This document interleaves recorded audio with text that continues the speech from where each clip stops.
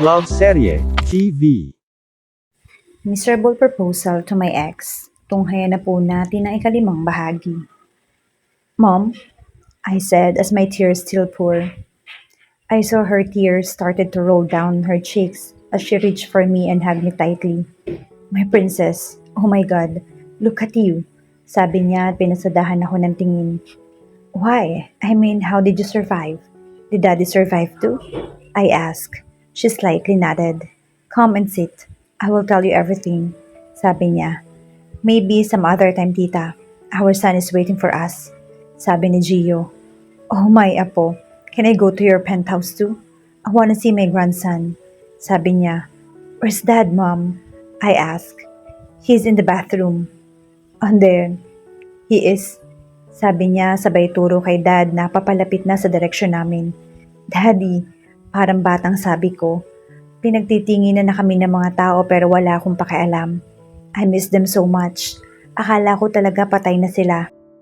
Kaya pala walang makitang katawan ng Coast Guard sa amin. Inilipat ko ang tingin kay Gio. How about your parents, Gio? Did they survive? I asked. They survived but because of the sudden crash of the plane, napuruhan ng kanilang paa kaya naputol. Si Dad naman ay unti-unti na rin nakaka-recover. Sagot niya. Lumapit siya sa akin at hinawakan ng kamay ko. Haya, we need to go before someone sees us. Sabi niya. Tumango ako at saka na kami nagtungo sa kotse niya. Nang makasakay agad niya yung pinaandar papunta sa hotel na napagmamayari. Sa biyahe papunta doon, tahimik lang kami pero rinig na rinig ko ang munting iyak ni Mami sa likod. Yakap naman siya ni Dad. For the past 3 years, they grew old. May puti na ang buhok ni Dad while si Mom ay nagsisimula ng magka-wrinkles, but she's still pretty. Nang makarating sa penthouse, nagtaka ako kung bakit wala si Dayla. At bukas ang kwarto niya. Agad na napuno ng kaba ang dibdib ko, saka ako nagmamadaling nagtungo doon. Dayla? Dayla? Pasigaw na tawag ko. Nakatali sa isang upuan si Dayla at may takip ang bibig. Umiiyak ito pero hindi ko marinig dahil sa takip nito sa bibig. Agad akong lumuhod at saka siya kinalagan at niyakap ng mahigpit. Mommy! Umiiyak na sabi niya. Nagtungo rin sa gilid ko si Gio at nakakuyom ang kamao. Mommy, they tried to hit me with a vase po. I'm so scared, Mommy. I thought you will never come home. Mommy, I'm so scared. Umiiyak na sabi niya. Napaiyak na rin ako hanggang sa napahagulhol.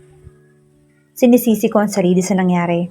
I shouldn't have come after Gio. Sana inabantayan ko si Dayla dito. My eyes roamed around and I saw a piece of paper. Nasa kama niya ito. Binitiwan ko saglit si Dayla at binasa iyon. Security is mostly a superstition. I clenched my fist. If I ever know who did this to my son, I won't think twice to kill them. She or he even used a code just to scare us. I stared at my son who's sobbing in the arms of my husband, while Gio is slightly patting his back. I turned my gaze to my parents. I want to know the truth behind that incident. I said, Iha, ipagpaliban mo muna. You look tired so you should... No, Mom. I want to know the truth. I want to know everything. Pasigaw na sabi ko. I can't control the anger that's rising inside me. They will pay for this. Isa man siya o marami sila. Pero Iha, just tell her the truth, Ava. Sabi ni Dad, ikaw muna kay Dayla. I'll talk to my parents. Sabi ko kay Gio and he nodded. Kinarga nito si Dayla at nilapag sa kama. Nagtungo kami sa salas. Hindi na ako nagpaligoy-ligoy pa at agad silang tinanong, do you know who's behind this? Look, what they have done to my child. What if ma-traumatize siya ng dahil doon? I said, we still don't know who's behind this. The plane crashed 3 years ago. It was planned. Simula ni Dad. Buti na lang at may nakapagsabing babagsak ang eroplano at nakapag-vest na kami. They used the ditching para sa dagat maglanding ang eroplano. The pilot thought na mas magandang paraan iyon, pero mas maraming buhay ang nawala. Kwento ni Ma'am. I think the person behind this is envious of both of you. Look, kayo ang tina-target nila. They even drugs Gio's parents para ano? Para mas maging masaya sila at wala nang hahadlang sa kanila sa negosyo? I said, your dad has a lot of competitors. Not only in the Philippines but in the other countries too. Sabi ni Ma'am. Parang may mali. Parang may kulang eh. O baka naman sa may hindi sila sinasabi sa akin na hindi ko pa nalalaman. I look at my dad. Tinitigan ko siya sa mata. I think you have something in your mind, Dad. Care telling us? I said at tiningnan niya ako. He just took a deep breath and was silent for a moment before he answered. I was known for being a playboy. Simula niya. Tiningnan siya ni Mom. Looks like she already knows it. Ako na lang ang hindi. It was before I met your mom. I played a lot of girls before her. I didn't think of how they would feel until I met this girl named Vina. Sabi niya, she was my girlfriend for 3 years and she's your mother's best of friends. Vina? I never heard her name. Ngayon lang. She treated me well and I love her for that. She was my first love. She was the one who changed me, not until that day comes. He took another deep breath before speaking again. I threw a party at my house in a villa. Nakakuha kasi ako ng scholarship abroad. All of my classmates were invited. And we drink all night until we pass out. Pinatulog ko sa guest room yung iba kong mga kaibigan kasama ang mom mo. Vina went home before the party even started. Your mom was drunk too that she entered the wrong room. May nangyari sa amin ng mom mo nun. Both of us were naked nang biglang pumasok si Vina sa kwarto ko. To make it shorter, nang malaman ng parents ko na buntis ako, they went mad at was about to file a case against your father. But then I kneeled in front of them. I told them na pinanagutan ako ng dad mo. And he did. He broke up with my best friend and chose to marry me. Sabi ni Mom. Nanginginig ang labi niya habang sinasabi yon. I stared at them blankly. I never acted at them in this way. But for now, I nodded. And I needed to. Para makuha ko ang sagot sa katanungan sa isip ko. So your marriage is like a marriage of inconvenience? I said. So if walang mangyayari sa inyo, wala sana ako at yung best friend sana ni Mom ang makakatuluyan mo, Dad? I asked Dad but he remained silent. Kuha ko na. Kaya pala madaming galit kay Dad kasi playboy siya, tama? They even included us in their anger because of you. I said. Well, technically yes. I love my parents so much. I miss them too. Pero hindi ko lang maatim na hindi magalit. Kasi nga dahil sa nangyari kay Dayla. What if siya pala sa mga ex mo ay ma-impluwensya? What if she'll use her powers for revenge? I said, Iha, huminahon ka muna. Ngayon pa ba tayo mag-aaway-away? Tanong ni Mom. I sighed. I know ngayon ko lang ulit sila nakita. And I'm thankful dahil ligtas sila. Pero talagang hindi ko mapigilan ang galit sa puso ko. Sa guest room na lang po kayo matulog. Good night po. I said, nasistress na nga ako sa trabaho pati ba naman dito. O kung sana sinabi nila noon pa. Pero ang ex nga ba ni Dad ang may pakana nito? O nasa circle lang din namin? Ipinilig ko ang ulo. Kailangan ko nang matulog. May mga kailangan pa akong pirmahan bukas. Naisip ko munang tignan ang kalagayan ni Dayla. Nagsimula na ako maglakad papunta sa kwarto niya para silipin ito. Dayla is already asleep. Namumugto ang mata nito siguro dahil sa takot. Kumikinang ang pilik na mata nito dahil sa luha. Nasa gilid niya si Gio. He's going to be fine. I already make a call with my friend.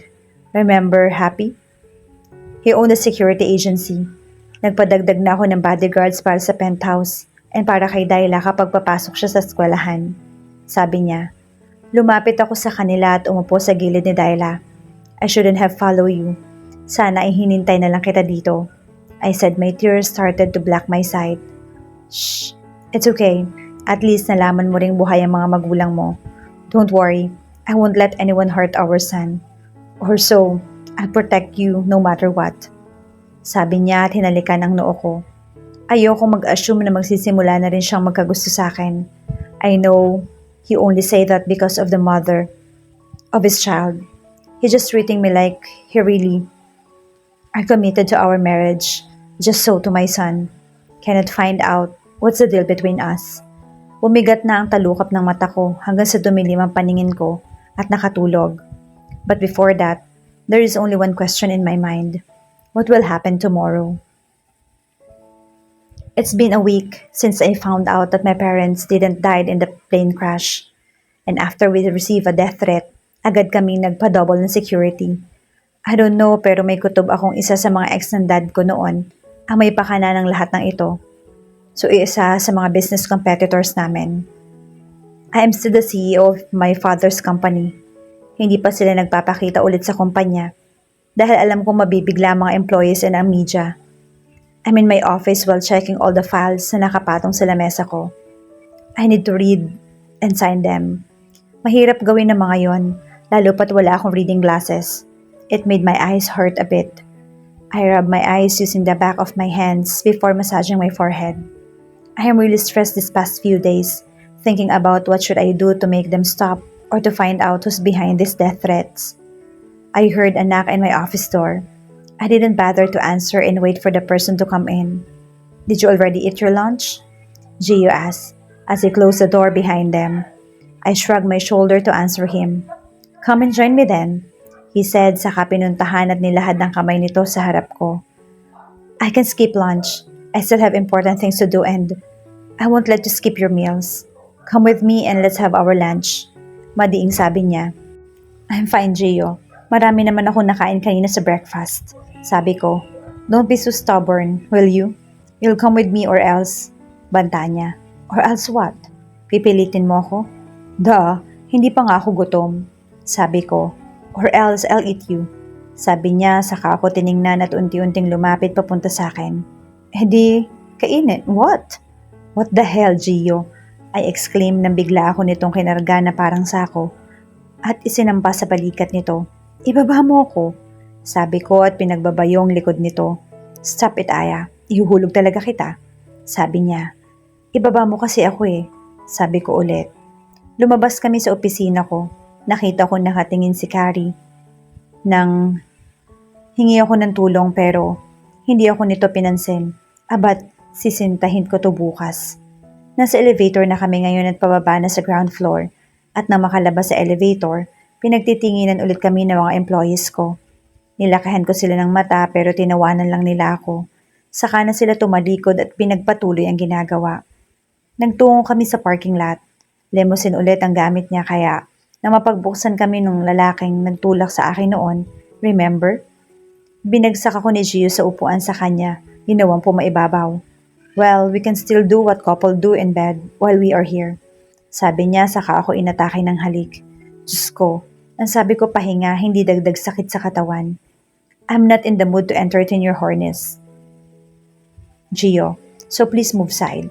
Sabi ko, he keep on kissing my neck. Hindi umaandar ang sasakyan. I think nasa parking space pa rin kami. Hindi ata sa restaurant ang pupuntahan namin, iba ata. I tried to push him. Lumayo siya saglit bago yumapos. At umayos ng upo, ipinikit ang mata. Umayos din ako ng upo saka siya binalingan ng tingin at sinuntok ang balikat nito. Umayos ka nga, para kang ano dyan, sabi ko. He smirked at me pero nawala agad iyon. Pinatong niya ang ulo sa balikat ko at inamoy-amoy yung leeg ko. May business trip ako sa Makalawa, sabi niya. And? Sabi ko, I'm gonna miss my wife. Lambing nito sa akin. And why? Why is he acting like this? It's making me fall for him more. He isn't like this nung ikasal kami.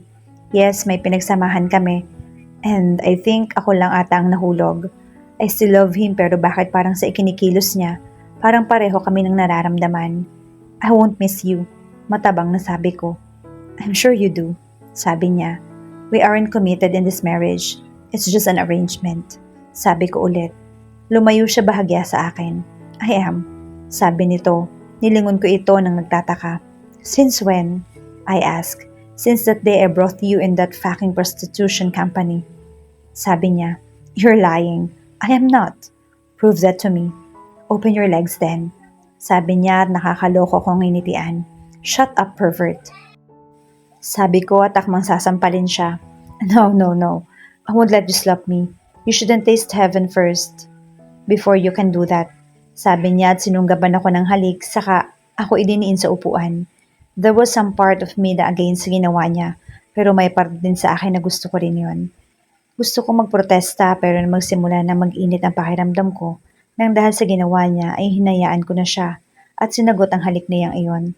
Kisses after kisses, touch after touch. I can't stop anymore. I need more of him. I need more of his touch.